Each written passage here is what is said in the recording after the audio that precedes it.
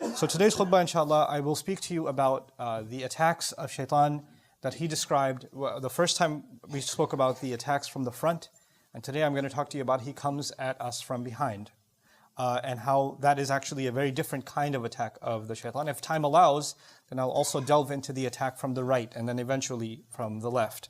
So what I want to speak to you about, as far as what's behind us, the most immediate imagery of what's behind us is actually our history. Whenever you go through a day, that's behind you now. It'll never come back again. And so the most immediate and most powerful way to understand this attack of the shaitan is that he will use your past against you. He'll use what you've gone through in life, the experiences you've had, the things that you've lived through, and he will manipulate those experiences. Because in some sense, in some psychological sense also, we are the sum of our experiences. Every experience you and I go through affects us in some way. It impacts the way we think, it impacts our emotions, maybe it even affects our future decisions. Somebody who gets into a car accident, the way they drive changes. The same way when somebody gets, has a bad relationship with a friend or something, a falling out with a friend, the way they interact with them afterwards changes. So experiences affect the way we make future decisions. Now shaitan, his job is to try to mess us up in some way, get us off the straight track. So I'll highlight some of the ways he uses our past against us, and we think these are thoughts that are happening inside of our own heads, while it's actually the shaitan. And that's one of his great successes, is you think that these are your own thoughts. But these are wasawis. These are just whispers of the devil where he's trying to make you fall back into something that you may have fallen into before. One of the ways that he does that is that maybe, for example, you used to be a better person. Maybe you used to be more diligent with your prayers. Maybe you were more observing of, if Allah forbade something, you stayed away from it. And if Allah said this is allowed and that's the only thing, you were content with that. And you didn't fall into Allah's disobedience. And you were good. You could look back and you say you were good. And some people are like that. They look back and they say, you know what? There was a time I was a much better person. I'm disappointed with myself now. I remember the time when I used to stand in prayer and I used to cry. I don't know the last time I've shed a tear. Or I used to feel so much connected to Allah. I used to just kind of do dhikr all the time. I used to make the dua for coming into the house or leaving the house or going into the restroom or coming out of it. Or I used to just have every excuse to remember Allah. I used to be much kinder with my words. Now I use foul language. I use bad words against people. I lose my temper. I speak about people. I backbite. I've developed all these habits. I didn't used to be like this. But I was a much better person. So there's one thing to compare yourself to somebody else, but even when you compare yourself to yourself, some people were in a much better place before. And so shaitan says, well, that part of you is dead. That's gone. That's never coming back. Listen, that's over with. This is who you are now. And he'll make you almost give up on yourself. While the reality is that if you were capable, if Allah made you capable of living a certain way and living by a certain standard, and you upheld it, you were able to do it, then that actually means that you will forever be capable. That's actually proof to yourself. It's one thing that you never accomplish something. You were never able to accomplish something.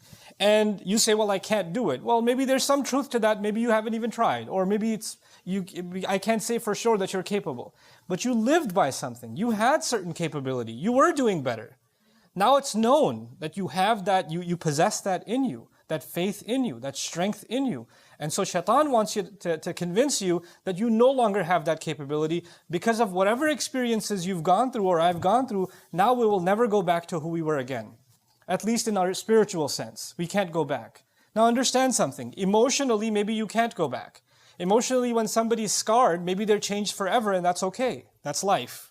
That happens. Maybe if somebody, the loss of a child is not something easy to get over, for example. So there are kinds of trauma or kinds of experiences that maybe our entire lives will be chipping away at trying to heal, and we may never get there. But shaitan uses that to mess you up not emotionally but spiritually, to mess with your connection with Allah, and to basically get you to say, well, you know what? You've gone through these experiences, so what's the point of prayer? The prayers no longer count. And so that's one kind of attack the shaitan uses against you and me, is to make you lament, make you think back with regret about better days that are never going to come back for you. The other thing shaitan wants you to do from behind is, things bad experiences that you had, and you start questioning, why did this happen to me? Right? You and I have gone through terrible experiences in life. This is a part of life. Allah created this life as a trial, and every one of us has different kinds of trials, and some of those trials are not easy. And when you think about what happened, it's very painful. And it can be paralyzing. It can be something that you're overwhelmed, almost reliving the event that occurred in the past. And one of the things Shaitan wants is to keep you there, to keep you thinking about the past, to keep you thinking about what happened, and keep questioning, why did this happen to me? Why did this happen to me? Why did this happen to me? Maybe I deserve it. Maybe I'm cursed. Maybe I'm no good. This is why Allah is angry at me. This is why He made this happen to me. And so you live in that moment that happened some time ago that Allah actually brought you out of. But Shaitan doesn't want you to come out of it. He wants you to stay in that hopelessness because he wants you to be convinced, like he's convinced, that Allah has no hope for him, or that he's hopeless case. There's no turning back for him, or that Allah hates him even. So people will develop, you and I might develop, because we're thinking about that event all the time, not just anger towards people who hurt us, but even towards Allah. Like, why did He let this happen to me? Why did He do this to me? I didn't deserve it. And so when you think about the kinds of experiences that prophets went through, alayhimu salatu wassalam, you'll appreciate something. The prophets Allah talks about in the Quran are, in so many cases, people that had such difficult lives. They had such, even before they became prophets, they had extremely, extremely difficult lives. Think about the life of our own messenger, sallallahu alayhi wasallam, whose parents die in childhood, right? Who goes through, one care to another care to another care, and every time he has somebody that is basically taking care of him, they pass away, and he's passed on to someone else, and he's passed on to someone else. How difficult is that for a child? How difficult is it for a parent to lose their child? Our messenger experienced losing children, sallallahu alaihi wasallam. And the thought to come, why did I deserve that should happen to me? Or why did my child deserve to die like this? And every time you see somebody else's child healthy and running around, it reminds you of the child that you don't have anymore. That sort of thing. So these are the kinds of pains Allah put even prophets through, alayhimu salatu wasalam. The reason I'm saying that is for you and me to know that these pains that we experience in life are not a proof that Allah has cursed you, or Allah is angry at you, or you're going through bad experiences because Allah is mad at you and Allah is punishing you for something. That's not the case. Some of the best people that ever lived had very difficult lives, had very hard times. And it's not because Allah doesn't love them. So this life was made with trials, with difficulties that we have to learn to navigate. Shaitan wants us to believe everything that happens to us, somehow figure out a way to blame Allah for it. Figure out a way to blame Allah. Why? Because that's what he did. فَبِمَا أَغْوَيْتَنِي. He blamed Allah. When he refused to do sajda and he was cast out, he blamed Allah immediately. That's where he wants you to get to. And so he uses that past bad experience, that painful experience, to try to pull you away from Allah also. Another way he uses your past is that he will, maybe some of us, we lived a life of sin before. Maybe you had friends or, your relationships that were leading you down a road of sin, that you kept falling in and falling in and falling in. And you figured out a way to make tawbah to Allah, and you cut off those friendships, and you cut off those relationships. Whether those people are, their judgment is with Allah. But you for yourself, you decided that those people may not be evil, but I know that when I'm in their company or when I'm around, then I fall into evil. So I'm going to try to protect myself, and I'm going to pull away as much as I can and try to fix myself with Allah. You will know in your personal life who those people are. And maybe you had people like that in your life that were pulling you into sin, whether they realized it themselves or not. And maybe it's not even their fault, maybe it's your own weakness. But since you recognize that, you say, you know what? Every time I've tried, I've fallen back into sin. I'm going to discontinue some of these relationships, not because I hate these people, not because I'm better than them, not because, I want them to suffer, but because I want to save myself. I want to pull myself away. And when you pull yourself away, Shaitan will come and say, hey, don't you miss the old friendship? You don't miss those guys? You don't miss her, man? You don't miss this? You don't miss that? And he wants you to pull back. Go back. Go back. Go back. The same way some people left sin. Literally sin. They left drinking. They left drugs. They left adultery. They left fornication. They left evil deeds. They walked away from them. They changed. But sometimes the devil comes and triggers you and says, hey, you're going through a hard time. Just one time. Just go back. Not forever, but come on, you had a hard week. It's been a tough month. You've gone through a lot. Just go back just a little bit. And you know what that used to be like. And they say in Arabic, there's a saying in Arabic, kullu mamnu' matlub. Everything forbidden is desirable.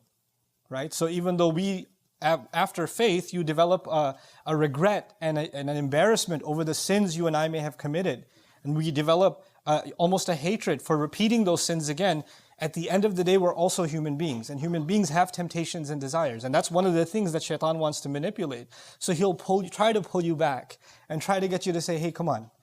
You know how it used to be, right? It was so much better for you. You felt so much easier. And why deny yourself? Who's going to find out? Just go back. So he wants to pull you back into a way of sin. This is the way that he comes at you from behind. So many pulls at you from what is drawing you into what used to be. And you have to be mindful of that. It may be, and it'll lead us into talking about how shaitan attacks us from the right. Maybe I'll talk a little bit about that today. But I want you to understand something. Shaitan doesn't necessarily tell us to do the wrong thing. This is important. Shaitan doesn't necessarily tell us to do the wrong thing. Shaitan wants us to take one step. And when you take one, if a destination is 1,000 miles away, if a destination is 1,000 miles away, and you just took one step, you're not going to feel like you made any progress. You're not going to feel any harm. If there's a fire 100 feet away, and you took one step towards the fire, are you going to feel any hotter? No. I didn't do it. I didn't burn. Nothing bad happened. And he's okay with one step. He's completely okay with one step. And if somebody else says, hey, you're taking a step, I was like, what, did I touch the fire? I didn't touch it. There's nothing wrong with that. So he says, yeah, there's nothing wrong with it. Just a little bit. Just a little bit. And then the next time around, just one more step. Just one more step. Just one more step. This is exactly what he did with our parents. The entirety of Jannah, the size of Jannah is greater than the skies and the earth. عَرْضُهَا السَّمَوَاتُ وَالْأَرْضِ. The real estate size of heaven is the entire skies and the earth combined. All of it combined. And Jannah is called Jannah because the Arabic word Jannah means covered in green or covered in trees. So all of heaven is covered in endless trees. Now think about this. How many trees were forbidden? One. In an endless universe of trees. So even if that one tree is forbidden, staying away from it would be pretty easy because it probably would be hard to find because it's one tree in trillions and trillions of trees. And yet shaitan gets them to take one step, then another step, then another step, one step at a time. He won't come out and say, do haram. No. He'll mask it somehow. He'll mask it. And that leads me into at least introducing you to how the devil pulls us from the right. How shaitan gets us from the right. Understand, the first thing about the right that I'd like you to know is that the Arabic word right is used for good deeds. It's also used for honor and nobility. When somebody gives you their yameen, actually means their right hand, means they've taken a pledge or an oath. When people shake hands, the right hand, that means that they're going to honor their deal. And in many cultures, it's the right hand. As a matter of fact, when you go to court and testify, the fact that your testimony is good and credible is you raise your right hand. So the idea of the right hand in Arab culture and also other cultures is that of nobility, good deeds, doing things the right way, which is why on Judgment Day, we are going to we pray to Allah that we are people of the right hand. Ashabul Yameen. We're people of the right hand. So the right is associated with good. Similarly, the angel that you know about documents our good deeds on the right. So the idea of the right is associated with good, which is confusing because the devil is trying to attack you from the right. You would think the devil would attack you from evil deeds. But what Allah is saying is the devil's actually going to try to attack you and me from good deeds. What in the world does that mean? There are lots of ways that he does that. I will introduce you to one of them today, inshallah, and we'll call it a day because I don't want you to I want you to keep some of these things present in your mind also. I could deliver lots of information to you, but I want you to be able to retain these things and spend time this week thinking about them. My hope in these khutbahs, as we go through these ayat of Surah Al-Araf, is that we consciously think about what this means in our lives. You consciously, this is what the devil does. How does he do that in my life? This is what he talked about here, what Allah told us here. Well, how does that apply to me? And the way it applies to you may not be the way it applies to the person sitting next to you. The person even in your family. It's different for you and it's different from someone else because he studies each of us separately. He attacks each of us separately. So from the right, just one thing that I want to highlight to you, and inshallah we'll talk about more next week, inshallah ta'ala, is that he comes at us, Allah says, وَزَيَّنَ لَهُمُ الشَّيْطَانُ أَعْمَالَهُم, that shaitan beautified their deeds to them. This is one of the scariest ways he comes at us from the right. We came and prayed. That's a good thing. We did a good deed. People go to do Hajj. That's a good thing. People fasted. That's a good thing. These are good deeds. Somebody gave charity. That's a good thing. You help somebody. That's a good thing. But when you start thinking that your good deeds are absolutely accepted by Allah and you're all set, you have nothing to worry about now because you've done good deeds. Because you prayed, so you're a good person. Man, all those people who don't pray, I feel sorry for them. Because you're now in a better position because you did something good. And that he starts gassing you up with your good deeds. And he starts filling you with this false image of yourself that because you've done so much good, clearly you're amazing. Clearly Allah loves you. And you're so much better than those people who don't do those good deeds. Now these good deeds, the purpose of them, every time we do something good for Allah, I want you to remember just one example, and that is of Ibrahim alayhi salam. Ibrahim alayhi salam did one of the most amazing deeds ever done. He built the Kaaba. And think about that. Every time somebody prays, he gets a part of that reward because we pray towards the Kaaba. So since its construction, just like, people who help build this place, anybody who prays here, they get a reward. They get a piece of that. Anybody who prays in any masjid, anywhere on earth, every time they pray, a piece of that reward goes to Ibrahim alayhi salam. It's incredible, the deed that he did. And you know what? When he was building the Kaaba with his son, and this is one of the most amazing deeds. If you want to talk about a deed that you did, which means you're set. I mean, your count of good deeds the commission is incredible. It's incredible. As he's building the Kaaba, you know what dua he made? He asked Allah, رَبَّنَا تَقَبَّلْ مِنَّا إِنَّكَ أَنْتَ السَّمِيعُ الْعَلِيمُ. Our Rabb, our Master, please accept from us. Please accept from us. As though he's not confident that this is good enough. Maybe one brick didn't go in the right place. Maybe my intention wasn't as pure as I need it to be. Maybe Allah is not pleased with maybe I got a little lazy here or there. He's questioning himself. He's not confident. Ya Allah, thank you for giving me this honor. Now that I'm set, I can be on vacation. No. There's no such thing for him. He didn't lay back and become complacent because he's doing good things. He's worried and he's begging Allah, Ya Allah, please accept from us. When you and I pray Jumu'ah, at the end of that prayer, how confident are we that the angels documented a perfectly executed prayer? Or did our mind go somewhere? Did our phone, buzz for a second and our mind went somewhere else? Or we were thinking about 20 different things when we were praying. Or we were, jittering and bothering somebody else when we're praying. We do all kinds of things when we're praying. How imperfect are our prayers? For you and I to think, man, I went to Jumu'ah. I got there even before the adhan. What's up with that? That's like, I should get VIP tickets to Jannah. Because, seriously, I pulled it off. That's not the attitude.